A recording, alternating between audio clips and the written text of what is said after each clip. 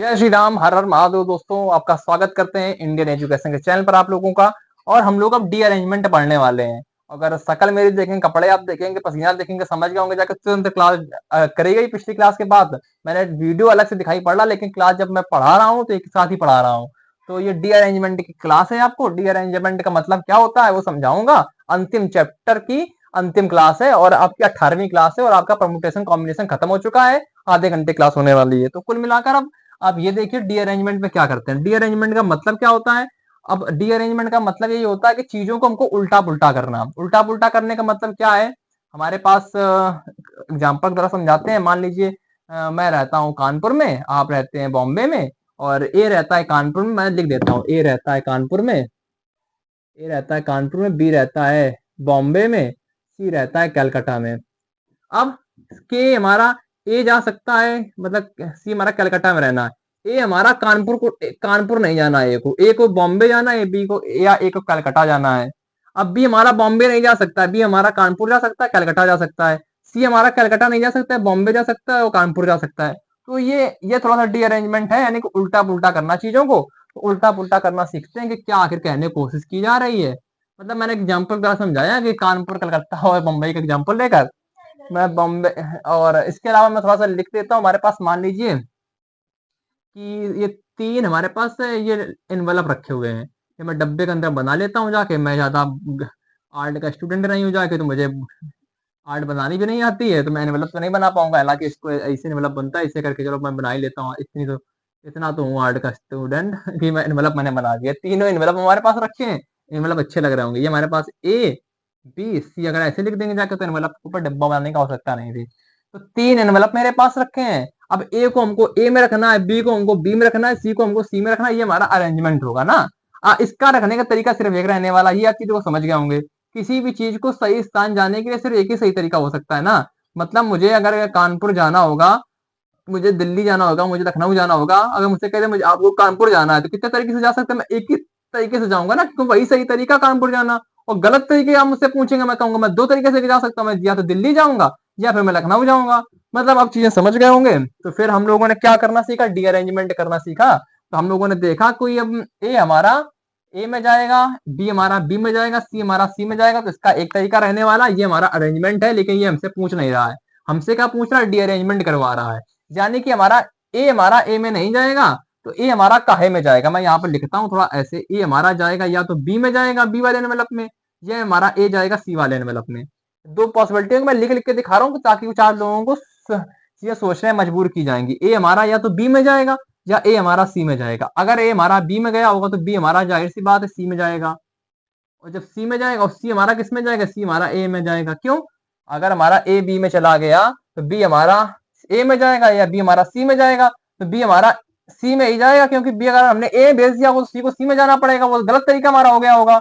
तो बी हमारा सी में भेज दिया, सी हमने ए में भेज दिया, तो एक ये सही तरीका बन गया। लेकिन हम लोगों ने जब पढ़ा, ए को हमने सी में भेज दिया, ए को हमने सी में भेज दिया। अब बी को हम बी में नहीं भेज सकते, बी को हम सीधा अब ए में ही भेजेंगे।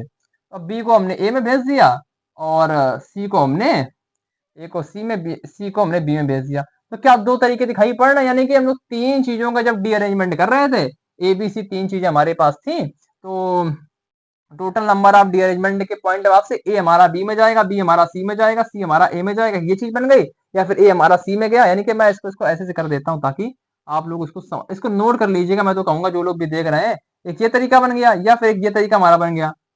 ये दो हमारे पास लौकी बन गई हमारे पास में, ठीक है। तो या फिर ये एक पॉसिबिलिटी बनी होगी, या ये पॉसिबिलिटी नहीं कि हमारे पास टू वेज आ गए जाके इसको करने के। यानी कि तीन चीजों के डी अरेंजमेंट करने के दो तरीके हो गए। मैं यहाँ पर साइड में लिखता जा रहा हूँ जाके, थ्री ऑब्जेक्ट के लिए एक बार देख लूंगा जाके, डी अरेंजमेंट हमारा टू वेज हो गया। मैं यहाँ पर लिखता रहूंगा ताकि आपको चीजें समझाऊं। मैं एक बार देख लूं क्या बोर्ड में दिखाई पड़ रहा है, ये दिखाई पड़ रहा है। मैं यहाँ पर इस चीज को बार बार मेंशन करता रहूंगा। क्यों करता रहूंगा वो भी मैं बताऊंगा क्यों कर रहा हूँ जाके। अब मेरे पास यहीं पर चार चीजें अगर आ जाएंगी, अब मैं यहाँ पर चौथी चीज यहाँ पर एक और इनवलप बनाता हूँ। और इनवलप मैंने बनाया ऐसे करके, ऐसे गलत इनवलप बना दिया, ऐसे इनवलप नहीं बनाएंगे, ऐसे करके ऐसे इनवलप बनाएंगे। यहाँ डी लिख दिया, यहाँ डी लिख दिया। अब करेंगे जाके, अब इसको और लिख लिख के देखना थोड़ा सा कठिन रहने वाला है। क्यों, अब हमारे ए के लिए बहुत सारी पॉसिबिलिटी रहने वाली है।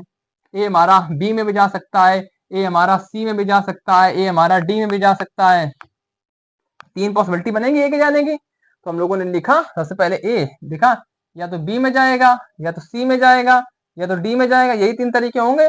अब या ए जब बी में जाएगा तो मैं इसको लिख देता हूं, तो बी मेरा किस में जाने वाला है, ए हमारा बी में गया तो बी हमारा जाएगा जाके ए में, सी हमारा गया जाके डी में, डी गया हमारा सी में। तो क्या है कि ये भी तरीका लिखा जा सकता है, इसको क्या मैं कर रहा हूँ 1 मिनट, क्या है कि ये भी तरीका लिखा जा सकता है। जब हमारा ए बी में गया, बी ए में गया, सी डी में गया, डी सी में गया, ठीक। ए हमारा बी में गया, बी हमारा सी में चला गया, तो सी हमारा जाहिर सी बात है डी में जाएगा, और डी हमारा किस में जाएगा, ए में जाने वाला, ये भी तरीका सही हो गया। जब हमारा ए में चला गया, बी में चला, अब बी हमारा डी में जाएगा, तो सी हमारा ए में जाएगा, और डी हमारा सी में जाएगा। वो गलती समझ गए होंगे ना कहाँ पर क्या गलती हो रही थी, अगर इसको हम सी को सी में भेज देते हो, डी को ए में भेज देते हो, तो ये सी में चला जाता, गलती हो जाती। यानी कि हमको जब हम ए को बी में भेज रहे थे तो हमको 3 पॉसिबिलिटी मिल रही थी, ए बी में गया, बी ए में गया, सी डी में गया, डी सी में गया। ये गलत तरीका, मतलब गलत का डी अरेंजमेंट हो गया। ए जब बी में जाता तो बी सी में गया, सी डी में गया, डी ए में गया। जब ए हमारा बी में गया तो बी डी में गया, सी ए में गया, डी सी में गया। बहुत अच्छी तरीके से लिखा मैंने। तो टोटल इसके 3 तरीके हो गए, इसके भी 3 तरीके। जब ए सी में जाएगा तो इसके भी 3 तरीके हो जाएंगे, 3 वेज हो जाएंगे। इसे ऐसे लिख के लिखेंगे जाके, वही अब एक एक नियम वाला चीज है। इसमें जब जाएगा जाके तो इसके भी टोटल 3 वेज हो जाएंगे। यानी कि जब हम लोगों ने 4 ऑब्जेक्ट का डी अरेंजमेंट किया तो हमारे पास 3 3 6 3 का 9 तरीके आ गए। जाके हम लोगों ने देखा 9 तरीके आ गए होंगे। जब हम लोगों ने 3 ऑब्जेक्ट का डी अरेंजमेंट किया तो 2 तरीके से किया था, करके दिखाया हमने। जब 4 ऑब्जेक्ट का डी अरेंजमेंट किया तो 9 तरीके से करके दिखाया। 3 ये तरीके हो गए, 3 इसके तरीके, 3 इसके तरीके, टोटल 9 तरीके हमारे हो गए। तो हम लोगों ने ये जो डी अरेंजमेंट के पॉइंट ऑफ व्यू से बातें पढ़ी, जहां पर हम लोगों ने पढ़ा कि हमारे पास अगर 3 ऑब्जेक्ट थे तो उनको डी अरेंज करने के 2 तरीके थे, हमारे पास अगर 4 ऑब्जेक्ट थे तो उनको डी अरेंज करने के 9 तरीके थे। हम लोगों ने आपको करके दिखा दिया। ये बहुत छोटी छोटी चीजें हैं तो हम लोग करके देख सकते हैं, और हमको लिखना आना चाहिए, क्योंकि सवाल कभी भी कहीं से घुमा सकता है। तो इस वजह से लिखना हम लोगों को आ गया। क्यों लिखा, हम लोगों ने समझ गए कैसे लिखा। अब हम लोग इसे पढ़ते हैं, मान लीजिए हमारे पास 2 एनवलप होते, मान लीजिए इसको चलो इसी को सॉल्व कर देते हैं, इसको क्यों ही अपने मन से ज्यादा काम करना, जब हमारा काम इसी चल रहा। 2 एनवलप होते हमारे पास, 2 ऑब्जेक्ट होते तो उनके लिखने के कितने तरीके होते। 2 ऑब्जेक्ट हमारे पास अगर होते तो इनको डी अरेंज करने के कितने तरीके आते। अब ए को हमने यहाँ भेजा होता तो सही हो जाता, बी को हमने यहाँ भेजा होता तो सही हो जाता। यानी कि हम लोग ए को भेजा होता बी में और बी को भेजा होता ए में, तो क्या एक तरीका आता दिखाई पड़ रहा, तो 1 भी आता दिखाई पड़ रहा है। लेकिन अगर यहाँ ही कहीं दिया जाता, हमारे पास में एक एनवेलप था और एक ही ऑब्जेक्ट था, इसको डी अरेंज करने के कितने तरीके हैं भैया, इसका कोई तरीका ही नहीं डी अरेंज करने का, ये सिर्फ अरेंज होगा। और अगर 1 ऑब्जेक्ट को डी अरेंजमेंट करेंगे जाके तो जो 0 तरीके से करने वाले, ये आप समझ गए कि 1 ऑब्जेक्ट को क्यों अगर ए को ए में भेज देंगे तो डी अरेंज ना होकर ये अरेंजमेंट ही कहला जाएगा, जो कि सही सही वाले होंगी। तो ये चीज हम लोगों ने यहाँ साफ करी, यानी कि पूरा बोर्ड मैंने लिखा, पूरा समझाया, और हम लोगों ने लास्ट में चीजें दिखी। मैं एक बार बोर्ड में चेक करता हूँ क्या दिखाई पड़ रहा है। दिखाई आप लोगों को पड़ रहा है। 3 ऑब्जेक्ट को डी अरेंज करने के 2 तरीके, 4 ऑब्जेक्ट को डी अरेंज करने के 9 तरीके, 2 ऑब्जेक्ट को डी अरेंज करने का 1 तरीका, 1 ऑब्जेक्ट को डी अरेंज करने का 0 तरीका आ गया। अब हम लोग कुछ इस्तेमाल कर लेते हैं चीजें। अब हम लोग फिर से अब बात करते हैं, क्या करेंगे हम लोग, लिख लिख के देखे भाई, बहुत पसीना आ रहा, लिख लिख के देखा तो हम लोगों ने चीजें लिख ली। और अगर आप याद करना चाहें तो उसको याद भी कर सकते हैं। अगर सवाल मान लीजिए आपके पास आ गया 3 ऑब्जेक्ट को डी अरेंज करने के कितने तरीके, 9 तरीके, मैं सॉरी 2 तरीके, 4 ऑब्जेक्ट करने के 9 तरीके। मतलब अगर आप सवाल लगाते रहेंगे तो मतलब ये नहीं कि मैं फार्मूला याद करवा रहा हूँ, मैं फार्मूला पढ़ाता ही नहीं हूँ जाके, ना मैं पढ़ता हूँ कभी। जब मैं पढ़ता भी हूँ जाके तब भी फार्मूला हमेशा, मतलब बचपन से कोशिश रही जाके जितना कम फार्मूला इस्तेमाल हो उतना कम फार्मूला इस्तेमाल करे, तभी मेरी गलत कच्चा आर्ट से गलत अच्छी हुई है। कच्चा आर्ट के पहले मेरी गलत वो बकवास हुआ करती थी, क्योंकि मैं भी फार्मूला रख रख के सॉल्व करता था जाके, मुझे गलत नहीं आती थी। कच्चा में हमारे कश्मीरी सर जी मिले हमको आके, उन्होंने हमको अलग तरीके से गणित सिखाई, अलग तरीके से गणित सिखाई जब, तो वहां से हम सोचने की क्षमताएं बढ़ी और गणित हमारी वहां से अच्छी होने लगी। क्योंकि वहां पर हम लोग जितना कम फार्मूले का इस्तेमाल करते थे, सोचने की क्षमता बढ़ती थी, जितनी सोचने की क्षमता बढ़ती थी और उतनी गणित आपको आसान तरीके से आने लगी। तो वो एक चीज थी आपके, हम लोगों ने देखा कि 3 ऑब्जेक्ट है, 2 ऑब्जेक्ट सब डी अरेंजमेंट कर दिया। हम लोगों ने देखा कि 3 ऑब्जेक्ट को डी अरेंज करना है। अब हमको 3 ऑब्जेक्ट को अरेंज करने के कितने तरीके हो सकते थे, फैक्टोरियल 3 तरीके हो सकते थे जाके, वो तो सही तरीका लिख लिया। अब हम लोगों ने देखा या फिर हमारे तीनों राइट हो जाए, ये हमारा एक रॉन्ग हो जाए और 2 राइट हो जाए, या हमारा 2 रॉन्ग हो जाए और 1 राइट हो जाए, या फिर हमारे तीनों रॉन्ग हो जाए। रॉन्ग का मतलब डी अरेंजमेंट है जाके 3 डी लिख सकते हैं वहां रॉन्ग की जगह। रॉन्ग का मतलब ही तो डी अरेंजमेंट होता है, मैंने करके दिखाया ना। ए हमारा सी में गया, वो हमारा रॉन्ग था, ए हमारा ए में जाता तो हमारा सही होता। यानी कि तीन चीजें थी, तीन लेटर को डी अरेंजमेंट करना हमको पूछा गया था, यानी कि 3W की वैल्यू निकालनी है हमको यहाँ पर। और तीन चीजों को अरेंज करने के 3 फैक्टोरियल तरीके होते हैं, 10 चीजों को अरेंज करने के 10 फैक्टोरियल तरीके। हमने पढ़ा था 8 चीजें हैं, उनको अरेंज करने के 8 फैक्टोरियल तरीके होंगे। इसको हमने लिखा यानी कि R3, यानी कि तीनों का राइट गए होंगे तो कितना तरीका होगा, ए हमारा ए में गया होगा, बी हमारा बी में गया होगा, सी हमारा सी में गया होगा, तो एक तरीका हुआ होगा, एक तरीका हुआ हो जाके। दो सही तरीके गए होंगे तो तीन तो सही तरीके थे हमारे, तीन में से दो तरीके गए जाके 3C2 आ गया हमारा। R2 पर 3C2 कहां से आई, तीन चीजें थी, दो हमारे सही होंगे जाकर, तीन में से दो 3C2 आ गया। One wrong, one wrong object, यानी कि वन ऑब्जेक्ट का डी अरेंजमेंट। जीरो तरीके थे, यहां से हमने देखा जीरो तरीके थे, तो यहां से जीरो गुणा हमने कर दिया ऐसे। प्लस दो रॉन्ग की वैल्यू हमारे पास लिखी है जाके, यानी कि टू ऑब्जेक्ट का डी अरेंजमेंट हमने एक तरीके से किया, और इसकी वैल्यू 3C1 निकाल दी हम लोगों ने।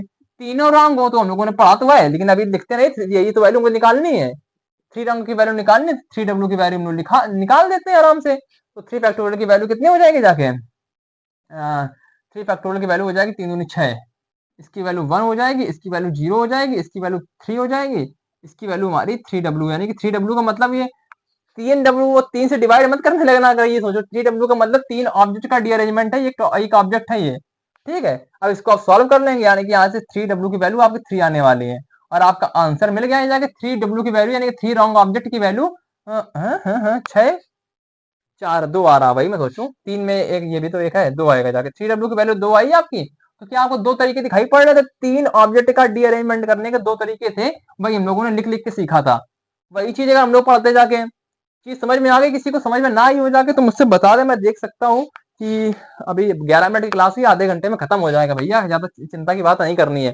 फार्मूला आखिरी में बता दें कहाँ से आया, लेकिन फार्मूला कैसे आ रहा है वो भी समझाना है ना। तो तीन चीजों को रीअरेंज किया 3 फैक्टोरियल तरीके से, तीनों सही हो जाए, एक गलत हो जाए, ये हो जाए सही, ये आप चीजें समझ गए। इसको हम लोगों ने निकाला और हम लोगों ने देखा कि तीन ऑब्जेक्ट्स को डी अरेंजमेंट करने के हमारे पास दो तरीके आ रहे हैं। अगर हमारे पास 4 लेटर होते, यानी कि 4 ऑब्जेक्ट होते, उनको डी अरेंजमेंट करना होता तो कैसे करते डी अरेंजमेंट, 4 लेटर को डी अरेंजमेंट यानी कि अरेंजमेंट करने के 4 फैक्टोरियल तरीके, चारों राइट हो जाते, एक रॉन्ग होता, 3 राइट होते, दो रॉन्ग होते, 2 राइट होते, 3 रॉन्ग होते, एक राइट होता, चारों रॉन्ग हो जाते, चारों रॉन्ग की वैल्यू निकालनी है, 4 से डिवाइड मत करना, मैं बोल दे रहा हूँ जाके, 4W यानी कि 4 ऑब्जेक्ट का डी अरेंजमेंट करना है।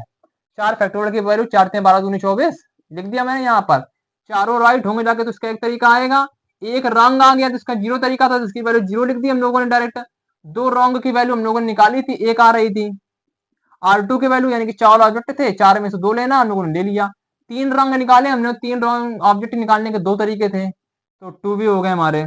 इंटू R1 की वैल्यू 4C1 लिखेंगे, 4W की वैल्यू निकालनी है यहाँ से, 4W हमारा एक ऑब्जेक्ट हो गया, 4 फैक्टोरियल की वैल्यू 24 हो गई जाके, इसकी वैल्यू 1, इसकी वैल्यू 0, इसकी वैल्यू 4 × 12 आ जाएगी जाके, इसकी वैल्यू कितनी आएगी जाके 4 दूनी 8, इसकी वैल्यू 8 आएगी, 4W यहाँ से आ गया, 12 8 20 एक ज्यादा आ गया क्या, 4 × 12 6 आएगी जाके इसकी, 4 × 12 बटे 2 6, हाँ 8 6 14, 14 में एक जोड़ेंगे जाके 15, 15 24 में 15 घटाएंगे 9 आ जाएगी वैल्यू, यानी कि 4W की वैल्यू, 4 ऑब्जेक्ट्स का अगर हमें डी अरेंजमेंट करना हो तो उसके 9 तरीके हम लोगों ने निकाले थे, निकाल लिख लिख के जो सीखे थे, ABC के इतना बार लिखा था हमने, फिर 3 तरीके, तो क्या उसका 9 उत्तर आता हुआ दिखाई पड़ रहा है, दिखाई पड़ रहा आप लोगों को, तो आप लोगों ने इसको बेहतरीन तरीके से सॉल्व कर लिया है।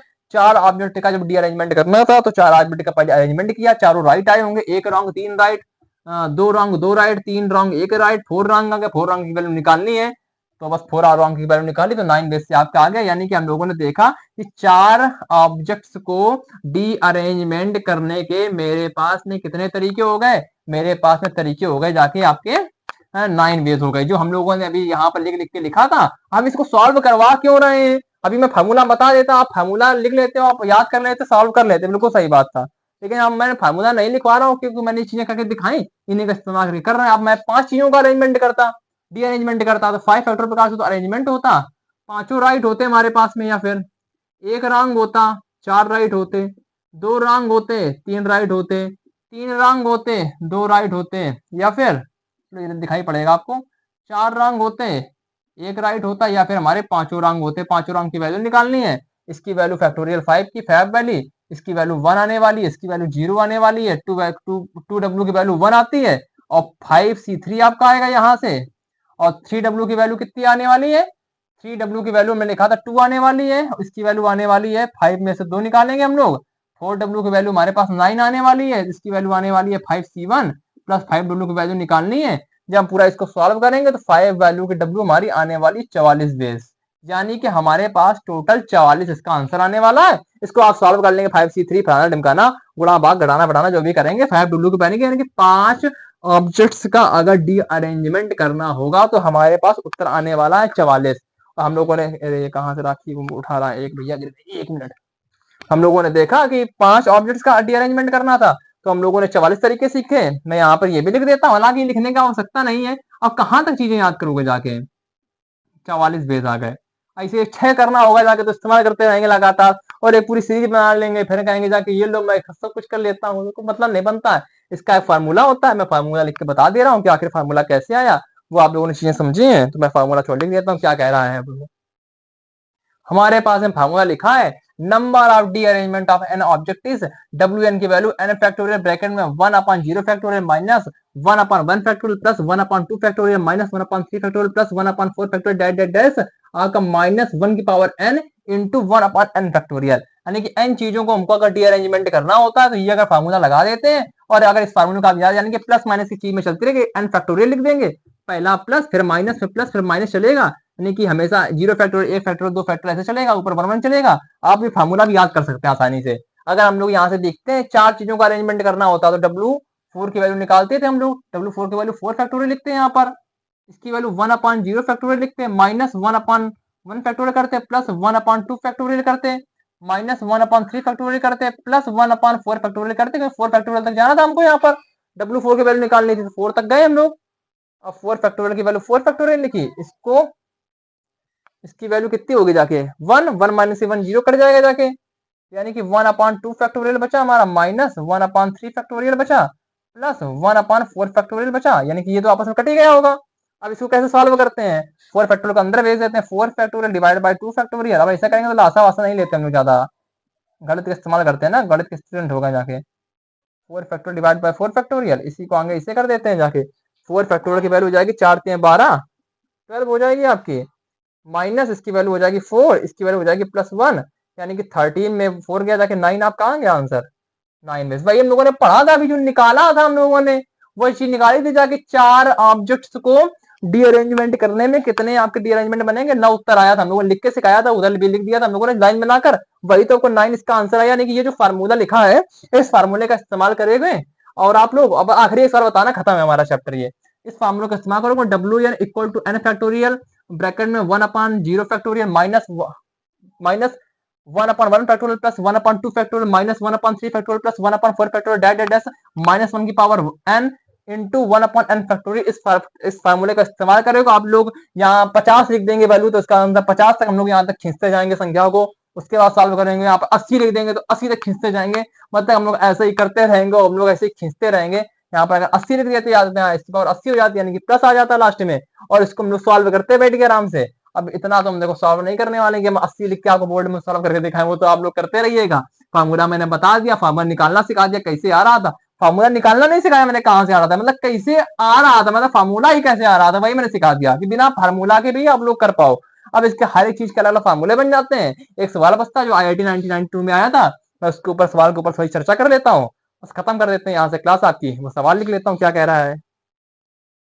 हमारे पास अंतिम सवाल है इस चैप्टर का, इस सवाल से पढ़ते हैं, 5 letters and 5 envelopes such that a letter A goes to envelope B। यानी कि हमारे पास सवाल दिया गया है। अब तो भैया सवाल अगर ये आ गया, IIT में आया हुआ 92 में, और ये सवाल आ गया होगा जाके, तो फिर किसका कोई फार्मूला ही नहीं है जाके, हमने कहा फार्मूला से पढ़ाया जाके A B में जाए, लेकिन हम लोगों ने लिख लिख के जब सिखाया था तो आपको पढ़ाया था ना, जब 4 चीजें लिख के सिखाई थी हमने आपको, कि A B में गया होगा, B C में गया होगा, C D में गया होगा, ABCD लिख के दिखाया था ना हमने। 5 चीजें हैं जाके, तो यहाँ पे एक डी भी आ गया होगा, ई भी आ गया होगा, ए हमारा कहाँ जा रहा है जाके, एनवेलप बी में जा रहा है, यानी कि इस वाले केस की बात कर रहा है जाके। इस वाले केस कितने बनेंगे जाके, वही हमको करना है। अब बराबर बराबर केस बन रहे हैं, तो W5 की वैल्यू हम लोगों ने निकाली थी ना, अभी कितनी आई थी, W5 की वैल्यू आई थी 44 आई थी ना 45। अरे भाई फार्मूला का इस्तेमाल करोगे जाके, Wn बराबर 5 फैक्टोरियल ब्रैकेट में 1/0 फैक्टोरियल माइनस 1/1 फैक्टोरियल प्लस का 1/2 फैक्टोरियल माइनस का 1/3 फैक्टोरियल प्लस का 1/4 फैक्टोरियल माइनस का 1/5 फैक्टोरियल। इसको जब सॉल्व करोगे आप, इसकी वैल्यू 44 आ रही थी ना, हम लोगों ने भी किया था सॉल्व, लिख के दिखाया था, चालू किया था, लिख के दिखे थे हम लोगों ने। 44 आ रही थी, यानी कि जब ए को बी में रखे होंगे जाके तो इसके 11 बी बने होंगे। जब हमने ए को सी में रखा होगा इसके भी 11 बी बने होंगे हमारे। जब हमने ए को डी में रखा होगा इसके भी हमारे 11 बी बने होंगे। इसको जब ए को ई में रखे होंगे तो इसके हमारे 11 बी बने होंगे, यानी कि हमारे पास टोटल 11 दूनी 22 दूनी 33, मतलब 44 हमारे पास, 33 और 44 हमारे 44 टोटल नंबर ऑफ तरीके आ रहे थे, और टोटल नंबर ऑफ तरीके 44 आ रहे थे। हम लोगों ने देखा जब ए को बी में रखा होगा तो 11 बे आ रहे होते हैं, जब ए को सी में रखते तो 11 बे आ रहे होते, ए को डी में रखते तो 11 बेस आ रहे थे, ए को हमने ई में रखा तो 11 बेस आ रहे थे। हम लोगों ने लिख लिख के सीखा था और हम लोगों ने इसका आंसर निकाल दिया।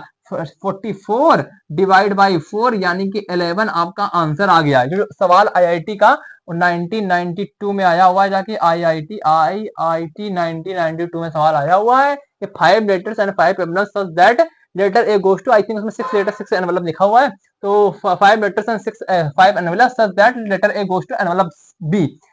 तरीका हो गया इसका, भी अब कोई फार्मूला नहीं है, रंगबाजी से सीख लिया आप लोगों ने कैसे करना है, कि हम लोगों ने लिख लिख के सीखना सीख ही गया था। बिना लिख लिख के सीखते जाके तो मजा नहीं आती, डायरेक्ट फार्मूला बता देते, क्लास मेरी 5 मिनट में खत्म हो जाती, मुझे कम पढ़ाना पड़ता, लेकिन आपको समझ में नहीं आता। तो मैं इसका क्या मतलब कि मुझे कम पढ़ाना पड़े आपको समझ में ना आए, मुझे ज्यादा पढ़ाना पड़े आपको पूरा समझ में आए, वो राइट तरीका है। पूरा भाई पसीना पसीना हो गया है। तो 44 तरीके टोटल आए, 4 से बाहर लगाया, 11 आपका आंसर आ गया। और हम लोगों ने यहाँ पर आज से परमुटेशन कॉम्बिनेशन की क्लास खत्म कर ली है, और मुझे कुछ चीजें बतानी है, मैं जल्दी जल्दी बता देता हूँ।